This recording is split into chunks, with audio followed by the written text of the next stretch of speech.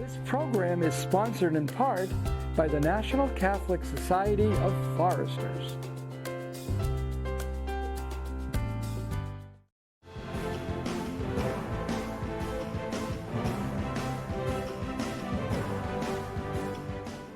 Hello again and welcome to Looking at Social Justice. I'm Jim Grant, and once again we're going to have a program with some guests that, since they came all the way from Sacramento, we figured we should at least get them to do two shows. So we did one already, I hope you've seen it, about Catholic Charities California and what they do.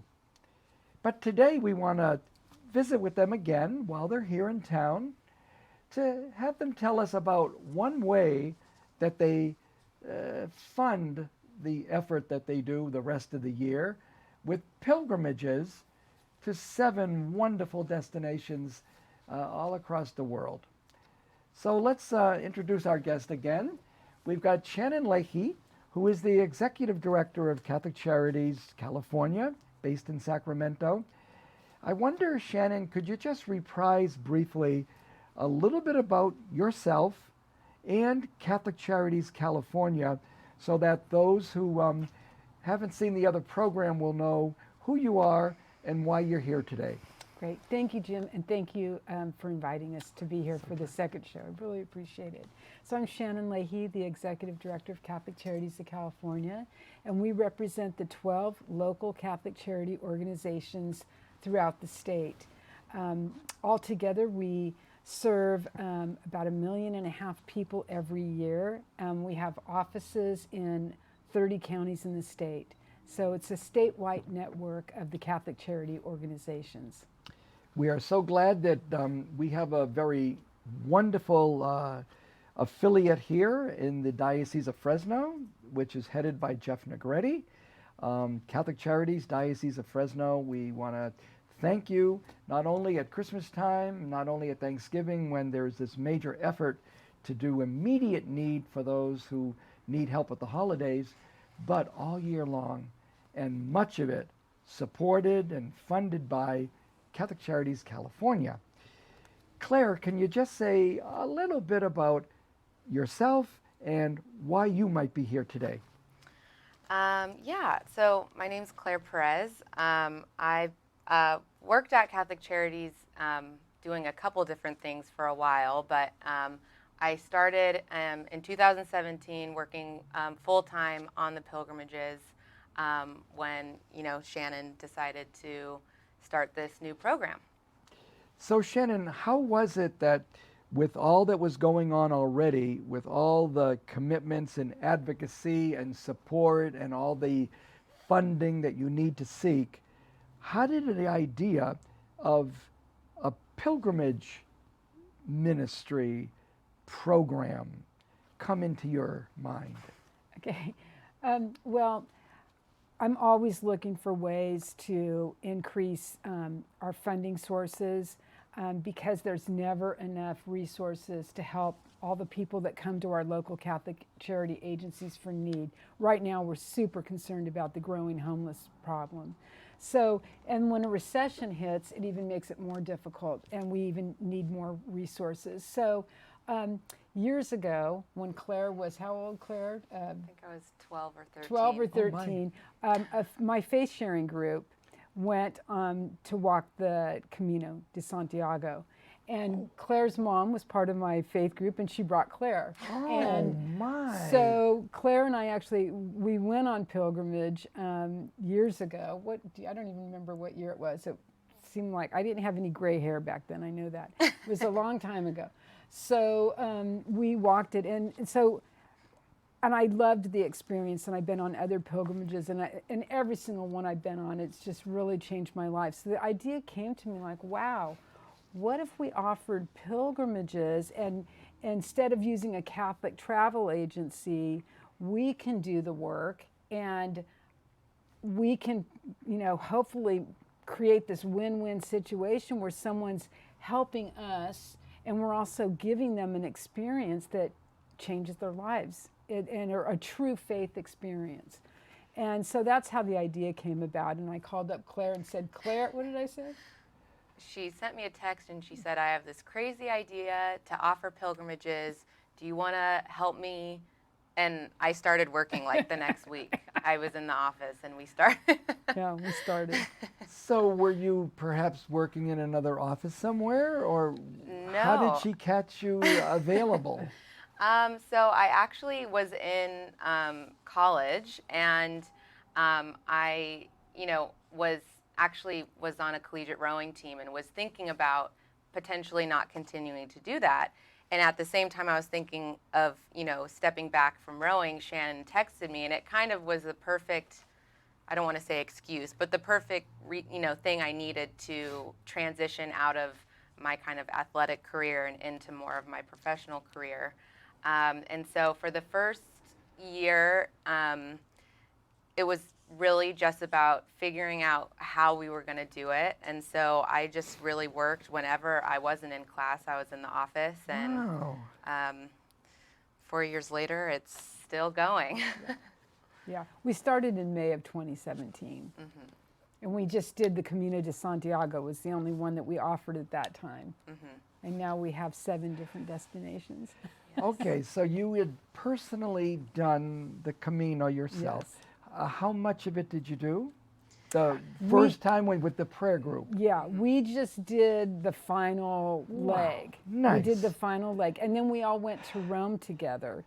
And so we had that experience Yes. as well. So with that inspiration of having done it personally, totally non-connected to Catholic Charities, Claire and her mom are on the same trip.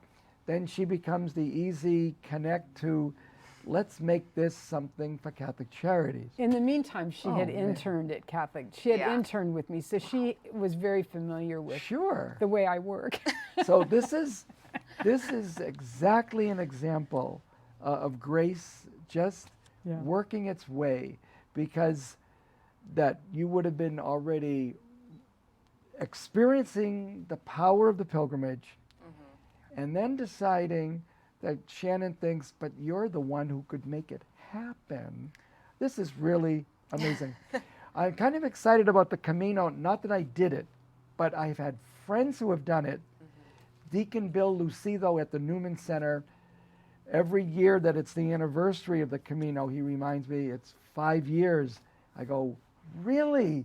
That long? It's like, because I remember his excitement of doing that. So, since we're so excited about the Camino at this point, why don't we show that clip that you've created? And maybe before we see the clip, tell us a little bit about the production of this video clip, why you did it, when you did it, who's in it, whatever. And then let's see this example of one of the 7 ways you could do a pilgrimage with Catholic Charities California. Absolutely. So the clip was actually filmed in June of 2018.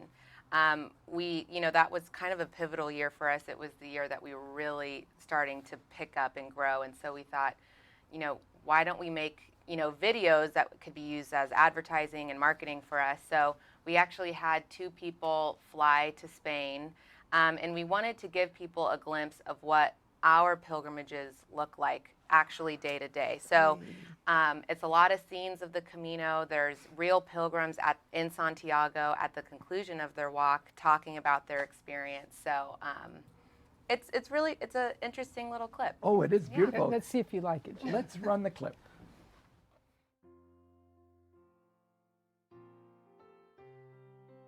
I have been thinking about this pilgrimage to Santiago for many, many years. The country is beautiful. If nothing else, the country is beautiful. It's a wonderful walk. Most of the time there were no cars in sight, very few people, and incredible scenery. It's tough, but I think if anybody wants to do it, they can do it. Going to the Camino and people were saying, "Buen Camino, hola, buen Camino." To me, it was like a cheering section behind you. I mean, we went through some serious, mud, uphill, sliding, slipping, rocks, and it was like all part of the adventure, because when you look back, it's like, what an accomplishment. And just to know that there really is a God there really is a force out there that is just with you throughout the Camino. In the long run, it was like the best thing I ever did. My favorite part, I think, was just having the information. We had a booklet, we had Catholic Charities take care of everything for us, and so we knew at the end of the day, however long that took us, we were going to have somewhere to stay, and it was just all taken care of. So that part was really great. So having these organized excursion, having the beautiful places where we stayed on, it takes a lot of the planning and the stress, so you can just enjoy what you're doing. To find our luggage in the hotel and delivered in our rooms, to have us checked in. We didn't even have to go through the check-in process. They did all that for us. But just putting the logistic things aside, they also gave us inspiration. Claire and Shannon always made sure that everybody was safe, and they were very clear about this is your Camino, so you take your time. So we wanted it to be a journey. We had a destination, we knew where point A to point B was and B to C, and we just wanted to really savor every moment. They just wanted to make sure that we had a religious experience, a fun experience, a spiritual experience, and a buen Camino. The people that we made the Camino with, it was funny, it's like we bonded and we became family. Even though we were just strangers and friends, once we came to the church, man, we were a unit and we were a tight family, and we really cared for each other, and it was just, everybody was feeling the love. I know that this experience will be with me to the day I die.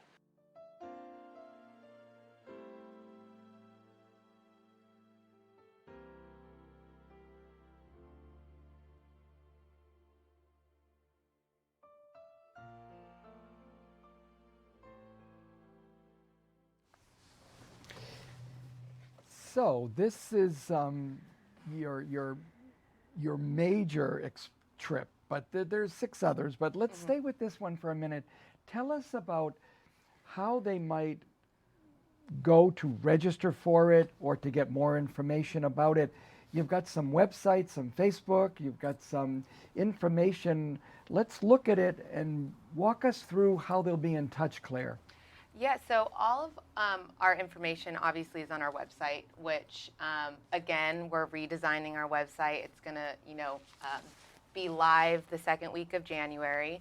But on our website, we have, lay out all of our trips, the dates, and our prices. You can sign up on our website. All that you need to sign up is a $500 deposit. If you need a little bit more information, if you want to talk to someone on our team, call the number 916-706-1539, extension 12. That rings everyone that works on our pilgrimage team if you need someone just to answer a couple questions. And then our Facebook page is really awesome because it really connects our community, people who have gone on pilgrimage with us, people, all kind of connect on our Facebook page. And it also gives us, a little bit of insight as to some of the events we do. And our Facebook page is also a great place to learn about our informational meetings. So what we do is we travel throughout the state of California and host what we call informational meetings. They're typically always at parishes within each diocese. So we are planning to actually come to Fresno. Yay, yes. So we are probably going to come in either February or March. So make sure to look in your parish bulletin. We advertise in almost every parish within each diocese about our upcoming meetings. And at the meetings, we have all of our brochures. I go, Shannon goes, you can meet our group leaders, talk to us about the trip, and really find out anything you want to know about our pilgrimages.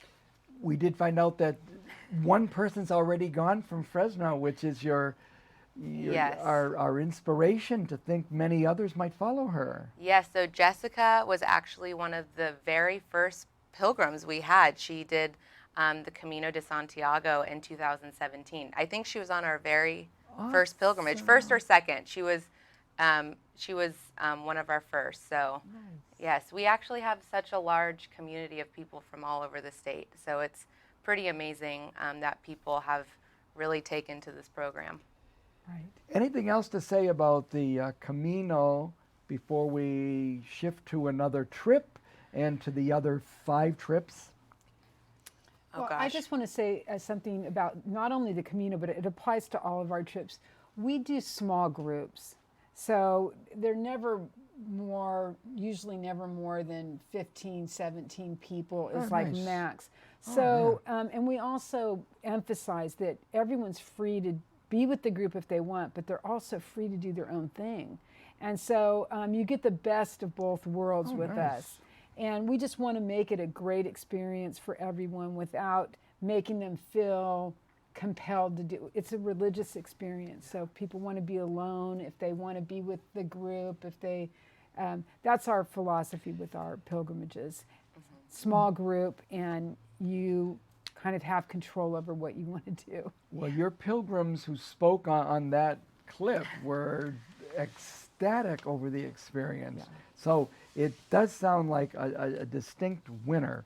So that's one option. Okay, we're gonna give you viewers and listeners some options. That's option 1, to be taken by hopefully many. But there's this other trip, the one that's sort of like the Rome experience thing. What's it called? The Via Francigena. Francigena, yes. So tell us about the Via Francigena and how that came about, what makes it different and special, and why that's another one you want to have to think about. I think I'll jump in here. So basically, we started with the Camino de Santiago, and people wanted to do more. So we found out about this walk in Rome, which is a lot less well known than the Camino de Santiago, but it's beautiful. We start in Monte Fiascone, and we go through these medieval gems in Lazio, Italy, and we end up in Rome. And we're actually at a hotel right on in the Vatican property. Oh, wow. And it's beautiful and fabulous. It's a similar in difficulty level. I think anybody can do it, but there's not as many people as on the Camino. It's more. Oh, yeah. It's a lot less crowded, basically. So that's a fabulous pilgrimage that we do every year. Why don't we see some visual of that, because for those that say, oh, I think I like Italy a lot, and I really want to go to Italy, well, this might be the one you'll take. So why don't we show this little short clip now. Via Francigena.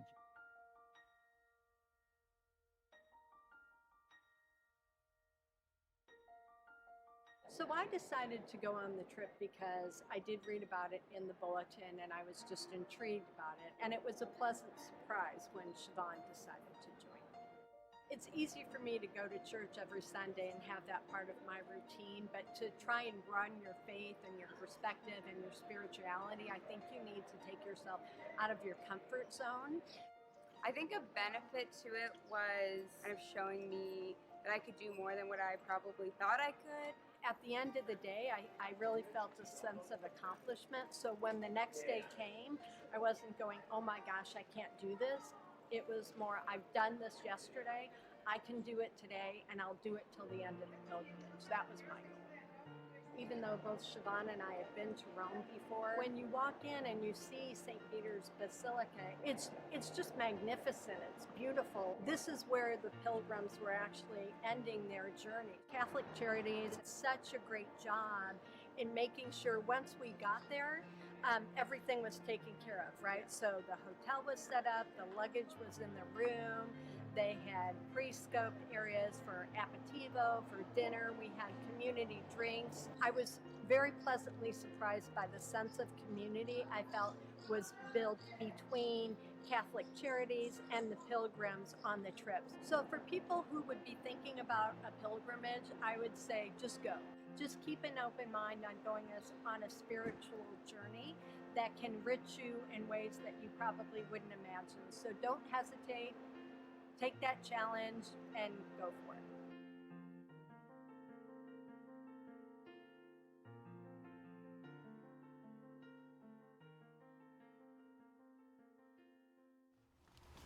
So we've got about 8 minutes to keep talking about the wonderful pilgrimages. I'll just list the last 5 that weren't yet mentioned and let you decide where we'll go the last 7 minutes.